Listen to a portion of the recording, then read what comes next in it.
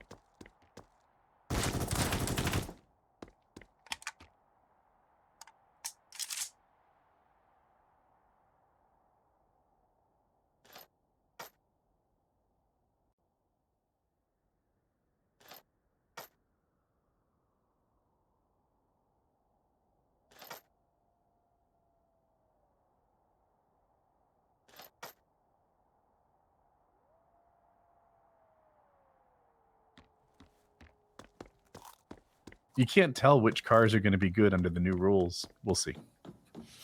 Interesting. I'll try watching a race. They're not very long, are they? They're not like NASCAR. I think they're shorter than NASCAR, but there's more that I feel like there's a lot happens. And it depends on the track. Some races are hard to pass, and that sucks. And generally, every time they make rule changes, it's to facilitate more position changes because that makes the race fun to watch. And That makes I wish I sense. could get into it. I've tried, but I don't know. I don't know what it is about it. There's something very impersonal about it. It almost doesn't seem like there's people in those fucking cars. They look so. I agree. Robotic. Yeah. So it looks like there's machines out there racing because there are. I don't know, and it's not that like NASCAR either. It I really don't understand that. The guys are like, no, NASCAR's what's cool. It's like I don't know. Those guys' cars look fucking slick, and they're going crazy fast. Like their tires are as wide as your hood, but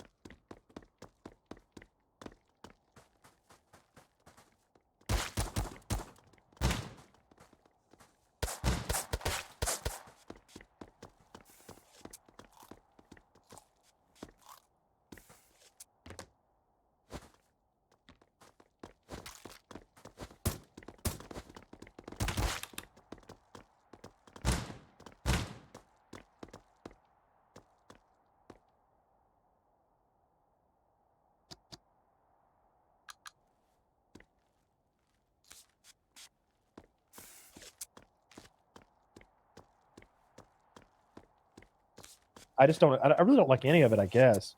I go back and forth on the lack of parity. So I think there's something cool about like, look, my car's not the same as yours. You know, you might be a better driver than me, but I have a faster car. Let's go. Let's see what's up. And then, you know, how can you find a way to take my seat? Because No, I like that. But then there's other times where it's like, it feels like this is a race between two people. You know what I wish? And here's I don't understand why they don't do this. So like NASCAR is an acronym for like North. Is it North American Stock Car Auto Racing or National? That sounds good. It's one or the other. Maybe it's National Stock Car Auto Racing. In any case, the whole point is that these are stock cars that everybody's supposed to be driving the same car. Then why do they let anyone have a fucking engineer or build their own car? Why doesn't NASCAR build 30 race cars, paint them however you want them painted, and then you show up on race day and adjust your seat and get in? I object to the whole idea that those are cars. They're like, here comes this guy in a Ford Mustang. That car has no parts in common with a Ford Mustang.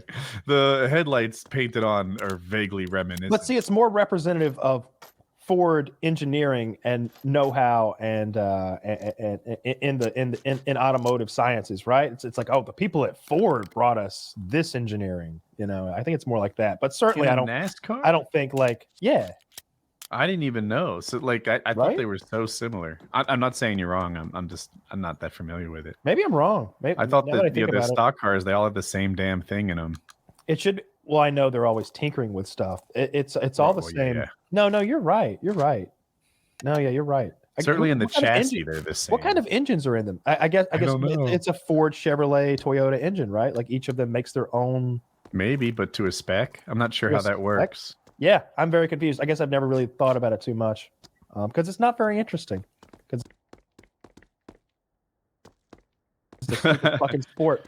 I'd rather watch a couple of big ladies punch each other in the head over and over. That I'm a fan of. Man, yeah. I love that. I bet I want to make sure everybody knows it. I bet on the greatest UFC upset of all time and won an enormous amount of money.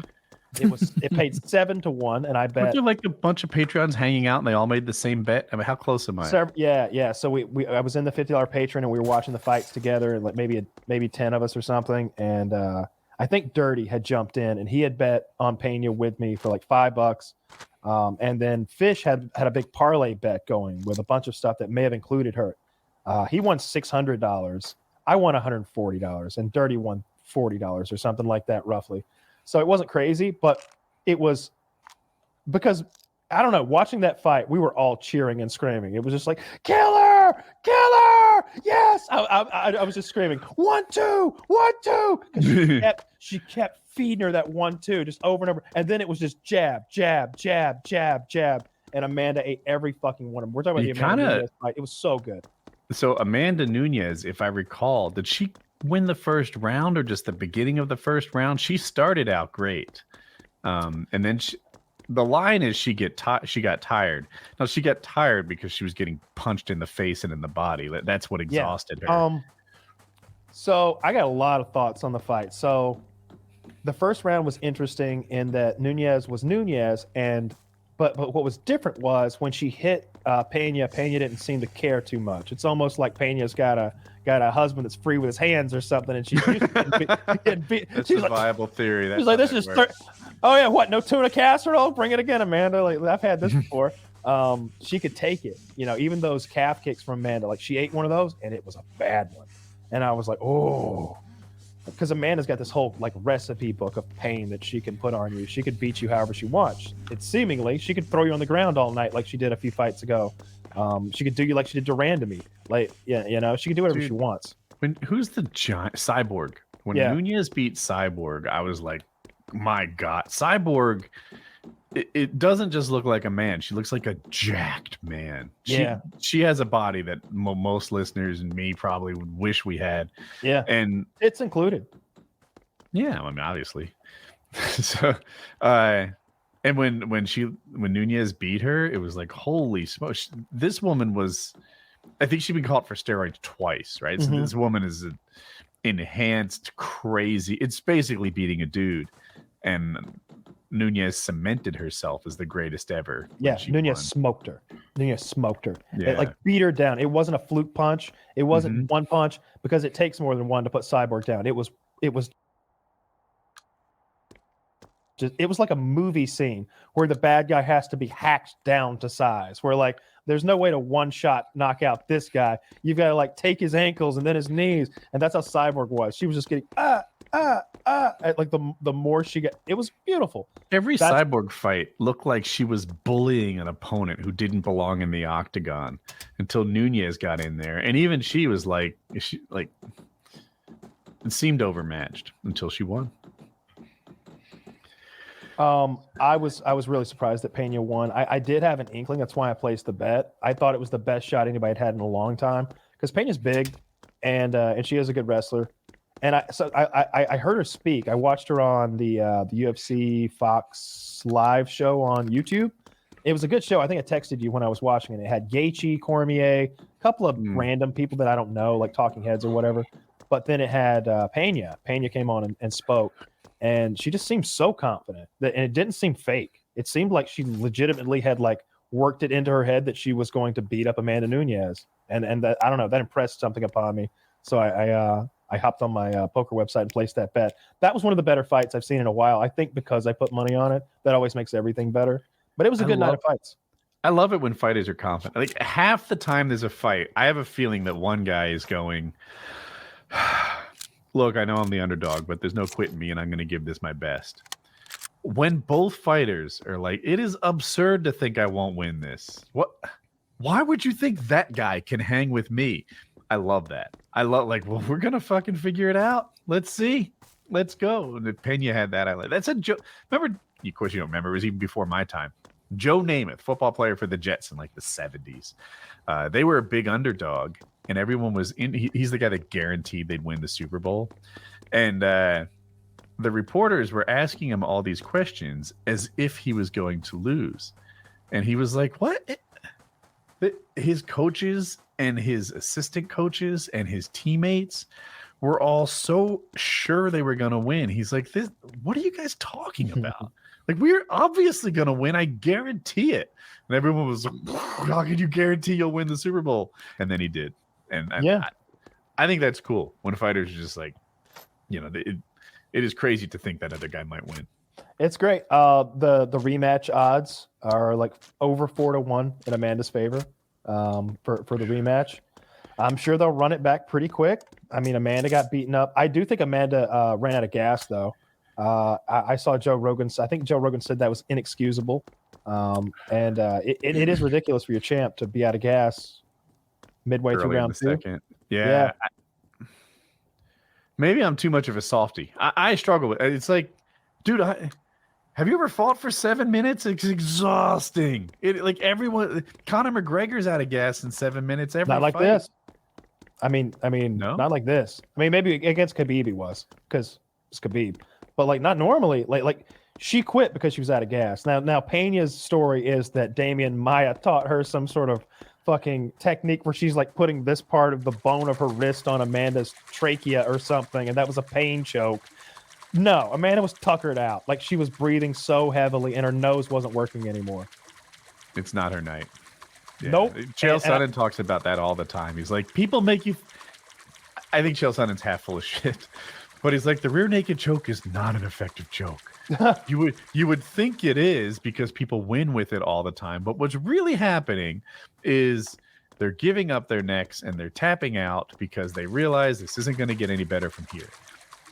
That's not, rear naked choke is the most effective choke, but I do think he's onto something with this idea that, like, could I have fought harder? Yes. What would that have given me? More of what was just happening. Longer recovery, more beating, cut over the eye. Like it was beautiful though, and I like Pena more as champion. She's hot, and English is her native language, and those are things I like in my champions, male and female. Charles, someone wrote me, by the way. Charles Olivier is the 155-pound champ, and I was calling him Is it Olivier? How close am I on that? Anyway, I called him Oliveira. There is another Oliveira called Cowboy.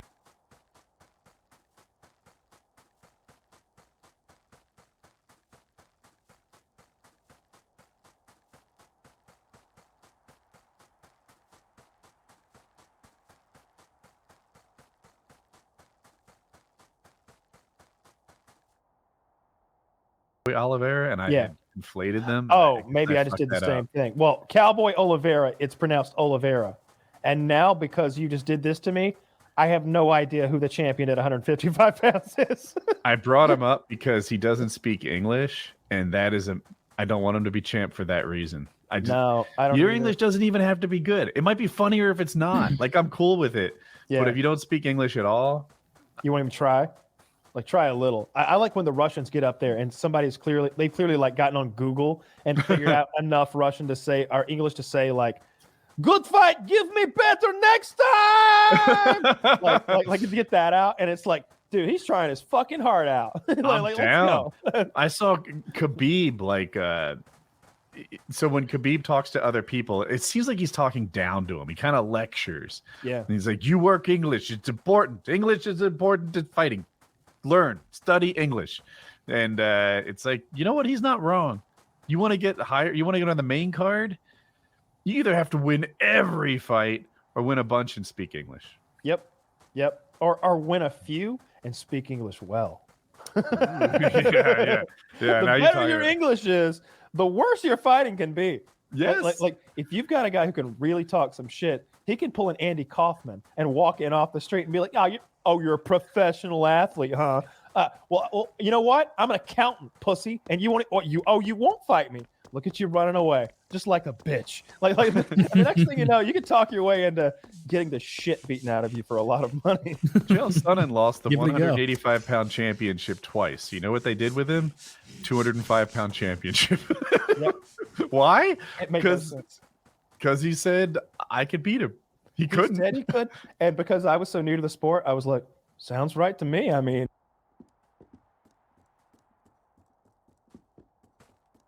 the guy's Yeah. hilarious. Like this like already a little bit too old white guy was like, yeah, I could beat the 205-pound champ of the world, John Bones Jones, on short notice. Of course I can. Say I won't. And I was just like, And then well, I don't John know Bones much about Jones fighting, backed but- out of the fight.